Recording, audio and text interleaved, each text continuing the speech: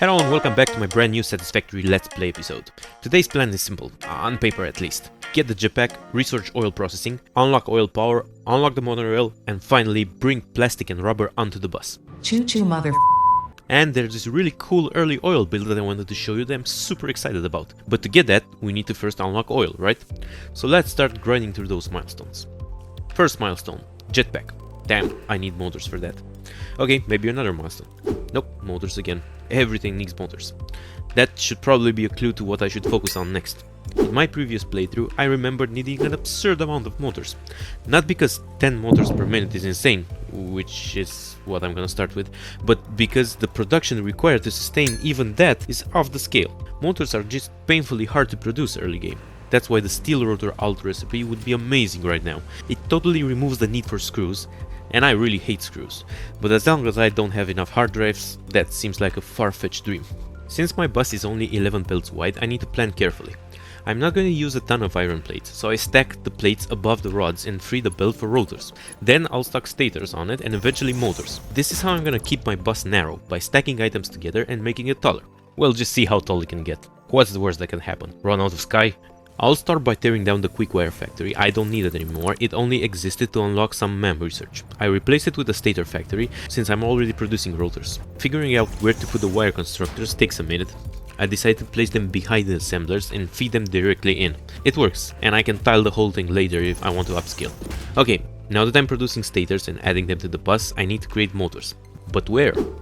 I have just run out of space in my factory. It looks like I need to extend the bus, but my path is kind of blocked, so it's time for some shifty bends in the bus. I canvass the area a bit and lay out some foundation where I would like to continue my bus. Now to do some corners. I think I'll go around the back of this rock like this. That looks good enough. I split rotors and stators off the bus and slap down a quick motor factory here. And now I wait. I can't upscale too much because my power grid is crying, but 10 motors per minute should do for now. While I wait, I remember seeing some sulfur earlier. I would sure like to get some just to unlock the ability to scan for it. It's a perfect short trip while I wait for my motors to finish. I find it, stuff it in the MEM, and the sulfur deposits are on the other side of the map. That doesn't help at all. But good news, I now have 50 motors. Time to unlock the jetpack. I craft it, slap it on my back. Finally, I'm no longer confined to the ground. Now I take a quick look at the motor factory, and of course, I'm not making enough rotors. Again. Seems like a recurring theme in this series. I really hate scaling this now because I know I'll tear it down later once I get steel rotor, but there's no way around it, so sorry. So I go vertical, add another level on top of the rotor factory and basically duplicate the whole thing. This immediately creates new problems. Now I need more iron rods, which need more smelters, which needs more ore, which means upgrading my miners. And so begins the classic Satisfactory loop. Fix one thing, break another, rinse and repeat for 2 hours. During all this chaos I remember a Mercer sphere I saw earlier on a cliff. Might as well grab it. Am I done with the motor setup now? No, but I don't know that yet. And future me is gonna get a surprise when it all comes crashing down. At long last I can unlock oil processing. It felt like ages. Time for my infamous plastic setup. But before I go, I don't want any surprises. I'm gonna add everything I need to build to the to-do list. This will calculate my material requirements. So I'm making my list, checking it twice. I kinda do some guesswork and add more things than I actually need. But anyway, I pack everything into the inventory and some stuff that didn't fit I threw in the trunk of my tractor and I'm off to find oil. I don't need to scan for it as I know this area like the back of my hand. Well, the area with the oil. Crossing this river proves a bit difficult because I can't find a path to it. Anyway, I stop to grab power slugs along the way, and most importantly, I try to spot crash sites. I know there's one on that cliff, but hey, there's a Mercer sphere as well. Bonus points. I place ladders, kill the spitter guarding it, grab the loot, climb again to reach the crash site. There, I found a bunch of enemies and decided to dive in head first, hitting left and right with my Xeno Basher, and it nearly got me killed. That would have been really awkward. I grab the drive, drop a portable MEM right here, start the research, dismantle the MEM and move on. If you didn't know, that is the optimal way to use hard drives. No need to run all the way back home. I also grab all the rare, unavailable yet materials I could find before heading back on my way. They will be mostly useless, but as you will see, some of them will enable me to unlock technologies ahead of time. This area is familiar. My trusty oil patch. Big open space, good oil, very buildable. The world grid is horribly aligned here though, but whatever, I'll build over the water. I'm going to do a very quick setup for now and just focus on knocking down milestones. The first oil setup really scratches an itch in my brain in a way that none of the other setups do. And here's why.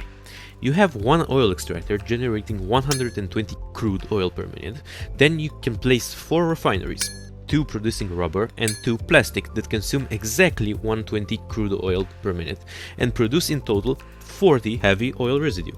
Now you feed the 40 heavy oil residue in another refinery and turn it into 120 petroleum coke, which is just enough to power almost 5 coal generators.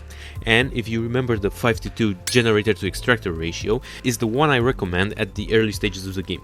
And to top it all off, the 5 generators are enough to power the whole setup independently, so this does not need external power as long as you kickstart it with a biofuel burner, or 2 actually. It basically powers itself as long as the plastic and rubber don't back up. Therefore I had 2 smart splitters and reroute the overflow to a sink. And that, my friends, is what perfection looks like. Yeah, I got a bit carried away. I didn't bring enough biofuel to actually kickstart it, so I end up connecting it to my grid anyway. I guess you can't have everything. Oh, and on my way to do that, I find some berries. Yay, the lizards will be so happy. And so will I when I throw about 20 of them in a small cage. Now that the oil rig is running, I know there are some hidden treasures nearby. First target, that island. I build a foundation bridge and drive the tractor over there, for safety. For my safety, that is, definitely not his. This crash site is well protected, not making the same mistake. I run everything over in my tractor until all that's left is roadkill. For the spawners, I park right next to them, hop out in between their attacks, bash them and grab all the loot. Slugs, berries, hard drives, Mercer Sphere. Everything done. Next, the mountain crash site with the summer sloop. How do I get up there? How? I build giant power towers, that's how. If you haven't seen my exploration guide, make sure to check it out. Essentially, big power towers combined with the zipline are just insane for these kind of things. I just build a tower on top of the mountain and zipline up to it. Need to reach the hard drive next? Zipline again, no issues. The thing it doesn't do is kill spitters. I have to do that all on my own. I can just snipe him from here. After a couple of shots I start to wonder, does the stun rebar actually do any damage, or does it just stun? A quick online research shows that it does do damage, just a lot less. 5 damage compared to the 15 of the regular rebars. Damn, I did not know that. After grabbing the hard drive, I found some computers on the ground. That is actually extremely useful, since I need 17 of them to unlock the manual uploader. That thing is just like free inventory space. While riding the power lines back, I spot another crash site across the canyon. Power tower to the arch, zipline across, easy. Just imagine reaching that any other way. I really can't. That one is radioactive, so I skip it and head to the beach site. That one I know well. I grab my last drive in this trip and head back to the oil rig, and I finally realize why the biofuel burner didn't kickstart the oil setup. I forgot to connect the refineries. Well done. Now I feel stupid. Luckily, rubber and plastic production is fast. I grab the items and head back home to the hub to unlock oil power. After some careful inventory management, I head to the motor factory to grab my motors. And surprise! In this whole time I've managed to produce exactly 0 motors. This is the surprise I was talking about earlier. Through some ungodly coincidence, I had just enough rotors in the system to trick me into thinking that everything was working, when in fact the belt was disconnected. Why? Okay, let's not dwell on the mistakes of the past. Remember what I found near the oil? Yep, berries. Now just to find the Lizard Doggo. Luckily there's a bunch of them around the area and I spot one just around the corner. I throw some berries, pet it, and we're BFFs now. Now I throw some foundations and put some walls up around so I can keep the little guy inside. Otherwise he'll just get lost. Next on my list is the monorail. I really like my train system, but for that I need tons of motors, and well, I don't have any right now. I'm not just gonna sit around waiting, so I need a new plan. Step 1. Finish my oil power plant. I'll need it soon anyway to support my growing factory, especially if I want to get a decent motor production running. On my way to the oil site, I stumble across this cute little fellow, perfect for my petting zoo. I've never tested my doggo transportation method in a real game before, so this is a perfect opportunity. I tame it, build a ramp on top of my tractor and lure the doggo onto it. Then I dismantle the ramp, and as expected the doggo lands safely on the tractor roof. Carefully I ride across the dunes all the way to the doggo cage. Doggos take fall damage, so misstep could be catastrophic. Fortunately everything went perfectly. I bring the doggo inside the cage and seal it shut. Definitely need some glass walls for this setup in the future. Okay, no more getting sidetracked by cute alien pets. Time to focus. Power plant.